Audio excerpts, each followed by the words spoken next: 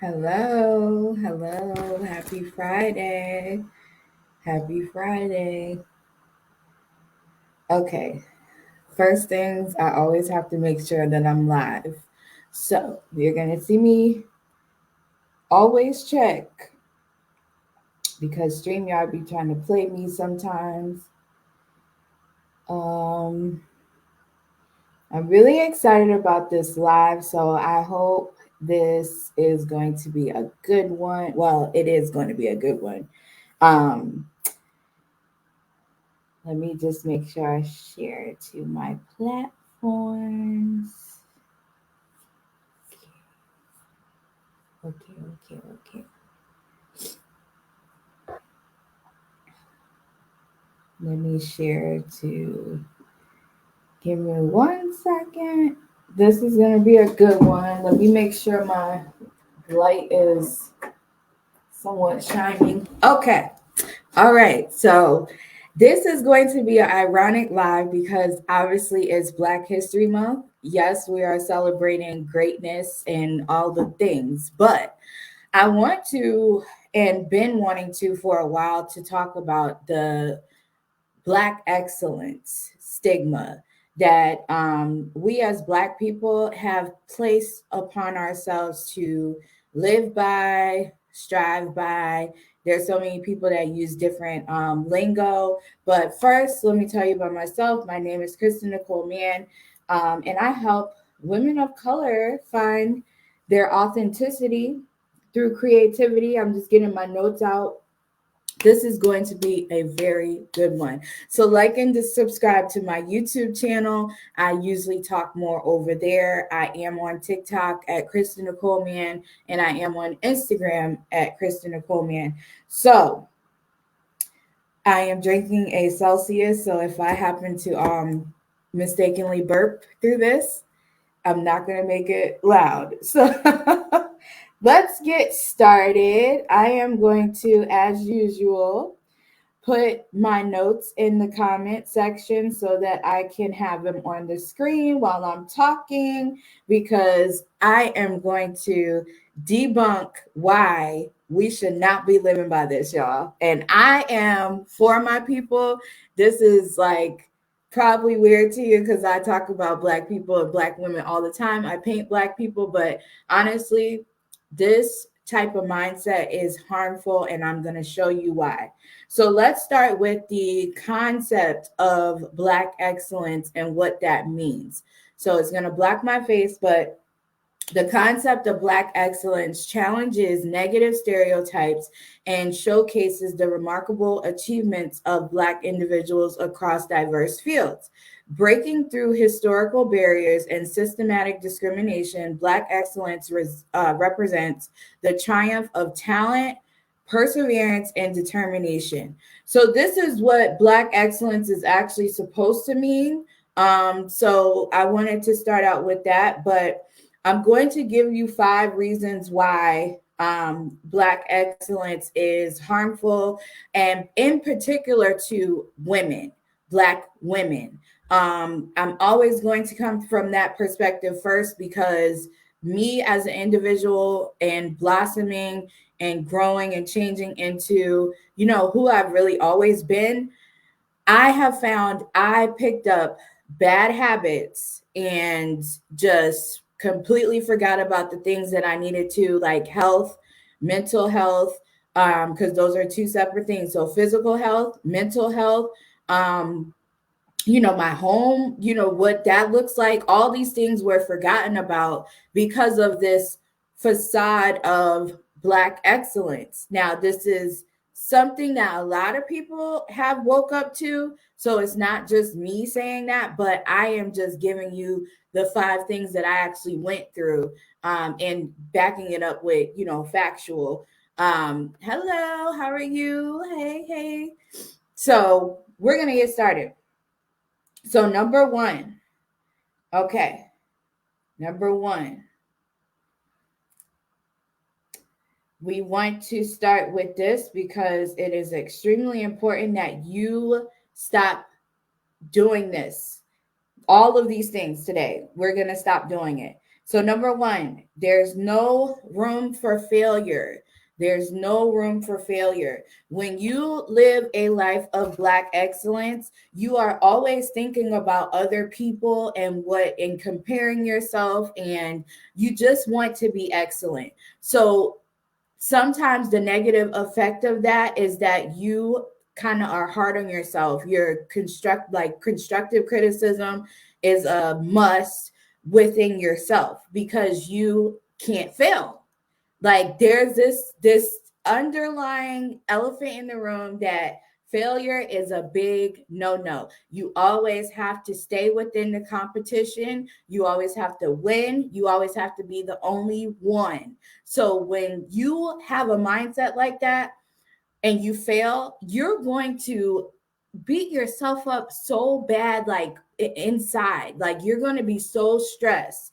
You're going to have anxiety at night. You're going to, and I don't mean physically beat yourself up because I know that's not, that's not good to say, but I personally, I would not go to sleep at night because I may have failed at something, or someone may have not bought my products, or, I felt like I could have said things better within certain rooms. So there's no room for failure when you want to live a life of Black excellence. Now, you can live a life of being excellent without the stress. Of course, do things, according to the Bible, we have to do things of excellence, but that's not what God was saying in the Bible of what we see today of people really forgetting about themselves, harming themselves, high blood pressure, anxiety, depression, imposter syndrome, all of those things, those are not of God. So when you get to that type of life that you're living, you have to reflect, you have to step back and be like, okay, who am I really trying to please? What people am I really trying to get the attention from? And if that's like something that you can't answer, you might want to take some time, a couple of days to figure that out. Because most of the time, people pleasing is the brunt of Black excellence. So the second thing is, I'm going to wait till I put it in the comments to read it. So it could be on the screen. All right. And I know this is not a popular topic. People don't want to really tell the truth, but a lot of people are sick, broke, busted, and disgusted because of living a life trying to keep up with everybody else, comparing themselves, trying to be that one representation and outdo everyone. And it really leaves you in a space where you're not well. And so, I don't know what you mean, Patrick, by call. So Black exceptionalism encourages Black people to sacrifice their health, mental well-being, and welfare for the sake of greatness. So what did I just say? You're sacrificing all of your well-being for the sake of greatness. We were born great. Like as an individual, God already created us in his image. So we're already great. But when we go the extra mile and think that we have to forget about these important things, then we have to understand we're not really trying to be great. It's a deeper wound or void we're trying to fill with work, with achievements. All of these things I see, especially, let me tell you, coming from the church world, the Black churches, this is really, really breeding. Those are breeding grounds. Some of the Black churches, because they exude this. They exude like you have to drop everything when they have an event. You have to, be at every single thing maybe that your pastor speaks at. You have to Basically, forget about your home and your life. Now, these are some Black churches. This is not all Black churches, but some of them that my parents decided to go to in our past really did not care about our well-being, which is our health. They did not care about our mental health. Matter of fact, nobody even checked. It wasn't a part of the conversation. And then it's definitely not the part of the conversation in the corporate world. So if you show up as a person living by Black excellence and say your job today, you go in and they're like, well, you need to work the weekend and your children have games, dance, events, all these things. Sometimes people say, I'm going to do the work and I'm just going to miss out on my kids. And if that becomes a lifestyle of doing things, then your kids become resentful. Then you're just thinking about the achievement of things. So we got to get out of that as a community, as a Black community. We got to get out of that. So I'm going to move on to the next one, which is a really big one. And this is another lifestyle that people live by. And that is imposter syndrome. Imposter syndrome is a big personality trait when it comes to Black excellence, because we want to be excellent. And if we're surrounding ourselves with, excellent people, sometimes we don't feel like we're up to their level. We don't feel like we're good enough to be around them. So what we do is we try to mold and shift and change our personality to fit within these spaces. And then you see the term imposter phenomenon is used to designate an internal experience of intellectual phonies, which appears to be particularly prevalent and intense among a select sample of high achieving women. Now, I said women because we are the main ones that have or struggle with imposter syndrome. Especially if we're a high achieving woman, is prevalent. It's going to be prevalent. Like, you're going to feel like you have to show up as something better than who you are. And if you don't, that's fine. It doesn't mean that you have imposter syndrome just because I put this on the list, but I know a lot of women, including Black women specifically, we struggle with this sometimes because, one, we're not always first in line. We're always overlooked. We're always the help. There's a perception. So when we get around other people that may be in a position that we dreamed about or be, just somewhere like networking, we tend to put on this front because we feel less than. And that's when the side effects come out of imposter syndrome, when we're sitting in front of people that we may be like they're smarter than us, they have more wisdom, and then we find out sometimes they're not really smarter than us. We can actually have intellect with these people without feeling like we're beneath them. We don't have to show up as something else. So that's a big one when you deal with, when you deal with anything of achievement wise. Sometimes that's the standard, like show up and do extra, do this extra conversation, be, prestigious, all that. Get rid of that today. All right, that was number 3. So we're on number 4, high functioning depression. Okay, this is major because high functioning depression, we can function in depression without even knowing we're depressed, especially if you are a high achieving woman. you might have some effects of this. So I'm going to give you the example of who this is or was. And remember Miss USA. I'm going to put this on the screen. So remember Miss USA, Chesley Christ, if I said her name right. She was the Miss USA that jumped off the building back in during the pandemic. She was the first, I think she was like the first oldest Black winner. Let me look up to make sure and fact check myself. Because,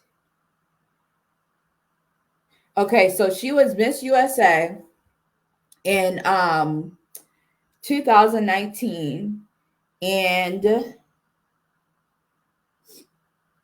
there was something significant with her.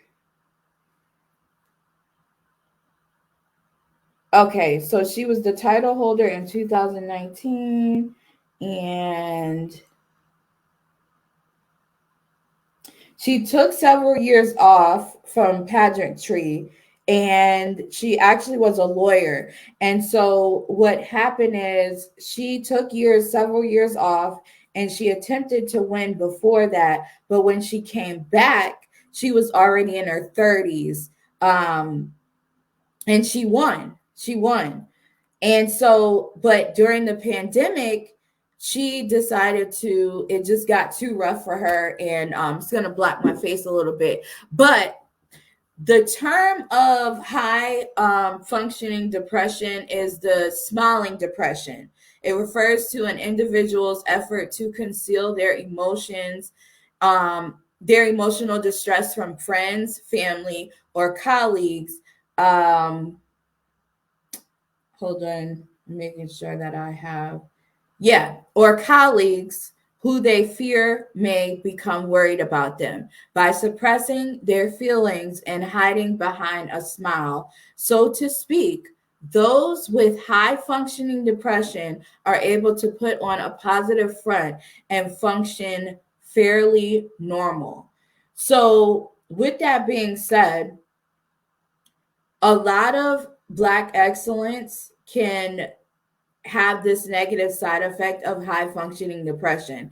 And some of the things that you want to look out for as far as the high functioning depression, you want to make sure that you're not hiding or suppressing how you really feel to save someone or not be a burden to someone. Open communication really combats some of this depression. Now, when you have maybe grown up under a family that is high functioning, but they don't really try to understand the mental health aspect, you could be afraid of speaking up and saying, I don't feel well. I feel like I'm pushing myself too hard. All of these things could be suppressed because you're used to not sharing how you really feel. And let me just post some of the things right here, the effects of that. So you do this because you do it to avoid becoming a burden to others, to not appear weak, to avoid drawing attention to their problems.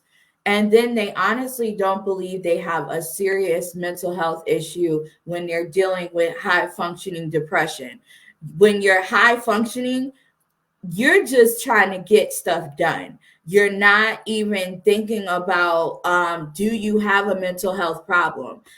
Because there's a stigma in the Black community about mental health. It's like, it's popular now, but going to therapy, talking to a counselor, having open communication amongst friends, all of this stuff is recent.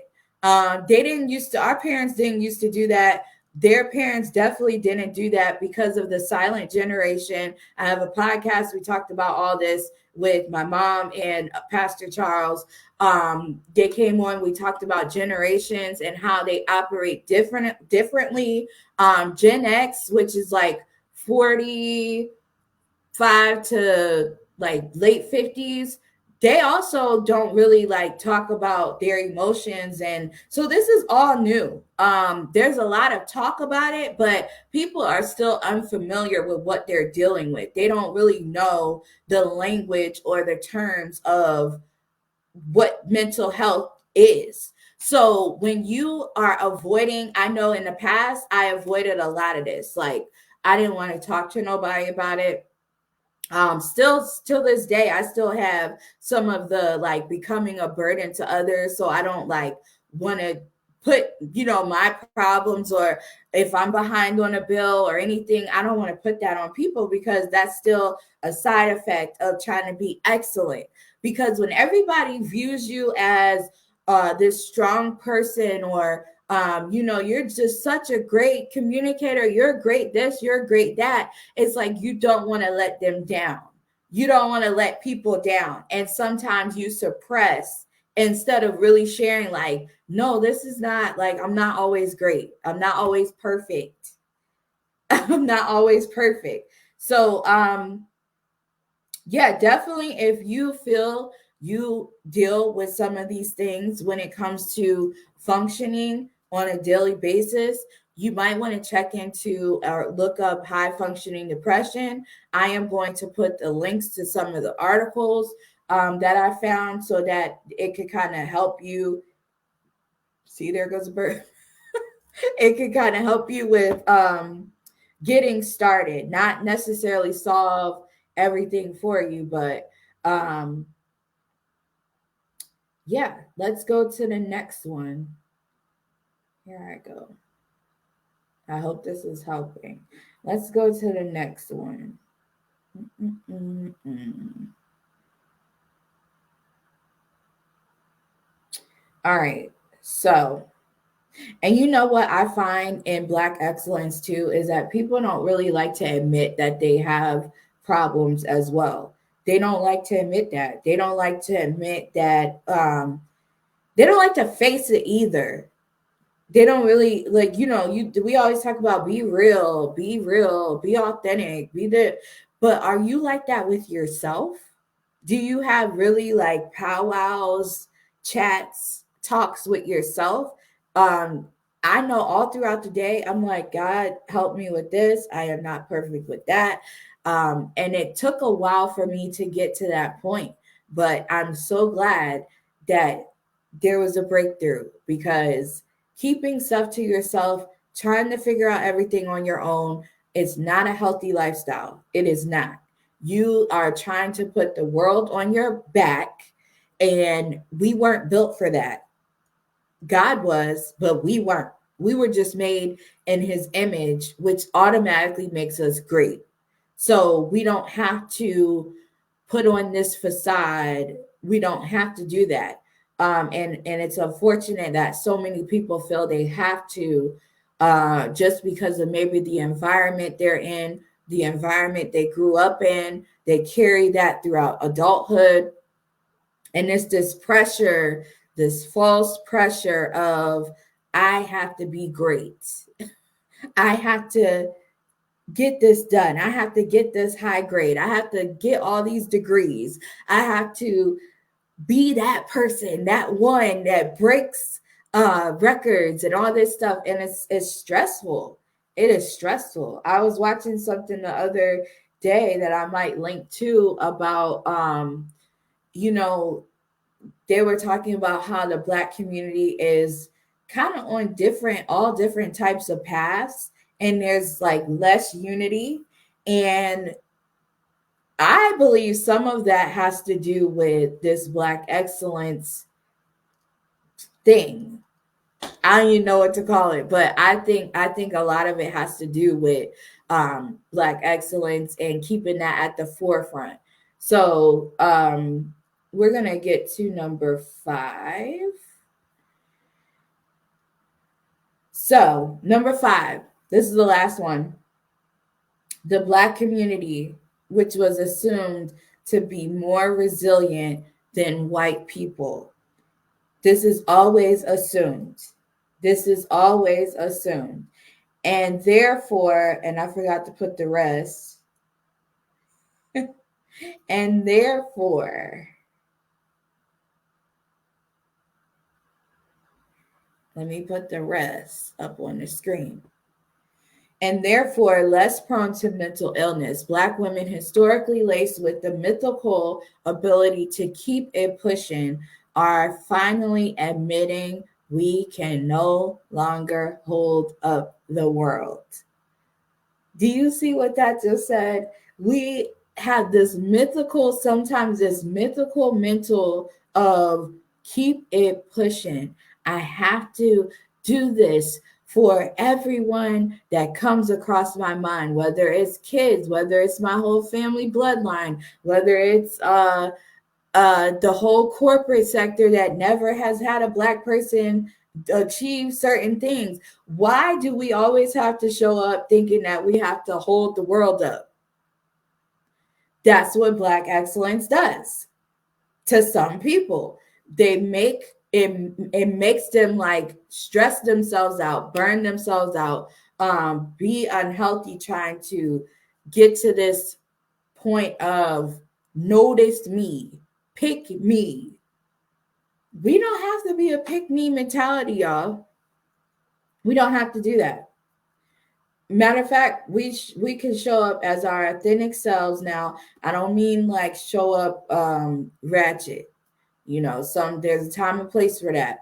But we can show up as with our strengths and work on our weaknesses, continuing to work on our weaknesses when the time permits for it. So I just wanted to go over this because I just feel there's still a lot of work that needs to be done within ourselves, and so that it could show up on the scene, because internal is really important. I could look great out here, but my inside is so messed up that it's going to spill out.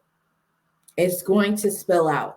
And I think, honestly, Black women, we need to be focusing on having joy authentically, mapping that out, whatever that looks like, mapping that out, because it's important. And joy is different than happiness. Joy is like we have joy regardless of what's happening. Happiness is based on if something good happened. Joy is based on whether good or bad is happening. And so we want to get to the point of joy, not happiness, joy, because joy sustains you. And I'm going to do y'all a favor and put that as a bonus in the comment section, because I really want y'all to see the definition. So it's a great feeling of it's a feeling of great pleasure and happiness. But let's go further.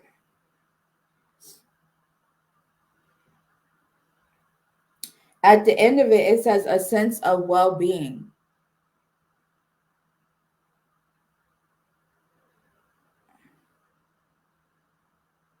Okay.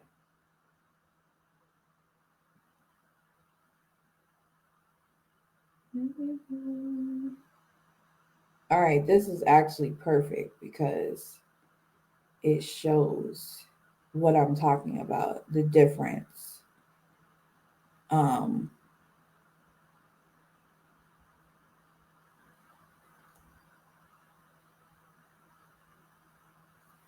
right. Of course, it cuts off the joy part. Let me delete that. Let me write it differently.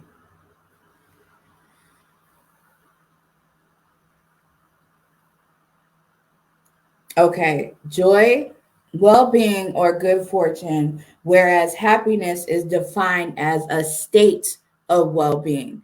So, joy is just well being, happiness is a state. So, you could go in and out of happiness at any time. Joy, you could just, it could just be, it could just be a part of you. It could just be a part of you. And I just wish so many more Black women would really live by joy and embrace it. Not just live by it, but embrace it because it's important. It is important. It's a deep feeling, it's a condition. It's not just something that goes with the wind. Joy is a deep, deep, deep, peaceful serenity feeling. Once I got to learn what joy was versus like living a life chasing after happiness, I found like joy is sustainable. Joy is going to keep me whether I am high achieving or not. If I did not do nothing today, I still have joy. If nobody acknowledged me, I still have joy. If I didn't get validation, I still have joy. That's what joy means to me. But when we strive for a life of happiness, we can be happy, but it doesn't mean that it's sustainable. It doesn't mean that. So, if you are looking to map out a plan to and a creative plan, because I'm a creative person, if you are looking to map out a plan that would bring you more joy, and let's say you're not in that space right now, let's say you don't even know what I'm talking about, you don't care, uh, because you just never really experienced it, but that little bit of mustard seed inside of you is like, I wonder what that feels like. I wonder what it means to um, have joy, right? And I'm telling you, it'll change your life. It'll change your life because once I grasped the concept of that I don't have to prove anything to people, I don't have to show up or make up this false persona before I'm meeting the president of the United States or I'm meeting a company president or CEO. Once you grasp the concept of just show up as your authentic self, that brings you joy. That brings you joy, and you don't have to prove anything to anybody. I know it's a lot of talk about like, outdo this, outdo that, be this, do. You don't have to do all of that all the time. This is not about bashing Black excellence, like, whoever wants to live by that, that's fine. But there's a downside to Black excellence that has crippled our community, and no one wants to talk about it.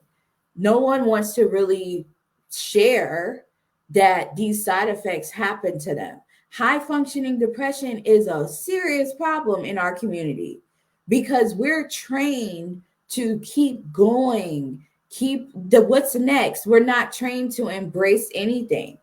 We're not taught to embrace just living, and I read the Bible every single day, and it's like amazing to me that it totally combats what society has taught us.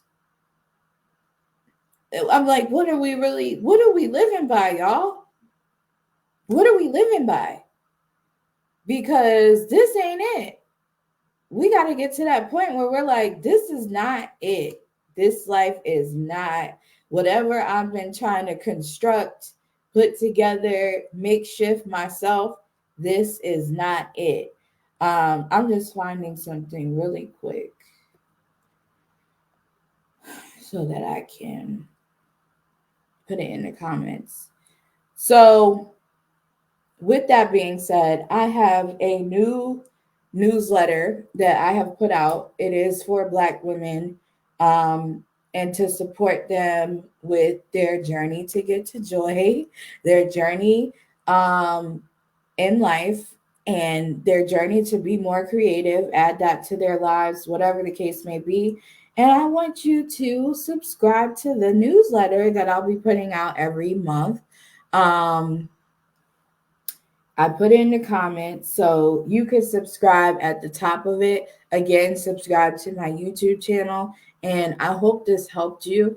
Please share this with anyone that you could think of that may be struggling with the woes of showing up with Black excellence consistently. They may be in a terrible state of mind because of trying to be all for everyone. We got to cut that out, especially Black women. We are not responsible for everyone. We are responsible for ourselves, the family we created, and our role and responsibility that God gave us. God gave us all assignments, but He didn't give us everyone to be our assignment. He didn't. I don't care how strong you are. Listen, He will smack us down. He did that to me time and time and time again. You're not responsible for everybody. And Black excellence teaches you that you are. And that's not real. That's not real life. You're not responsible for everyone. If you have great achievements, that is awesome. But do not make that your identity. That's not your real identity. There was a time in my life where I thought that was my real identity, to always achieve something. Once I let it go, I could breathe better. I could think better. There was more clarity. Get around some people that think like that too. Form a community that thinks, less about competing against each other. Go into a community that is supportive of one another.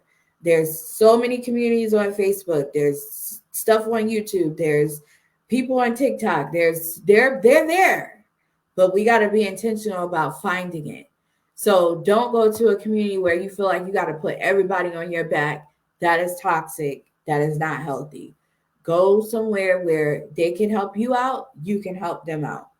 That's what it's all about. So I am going to get off of here. This will be uploaded to my YouTube channel. Again, you can follow me at Kristen Nicole Mann on TikTok and Instagram. And I will talk to you later.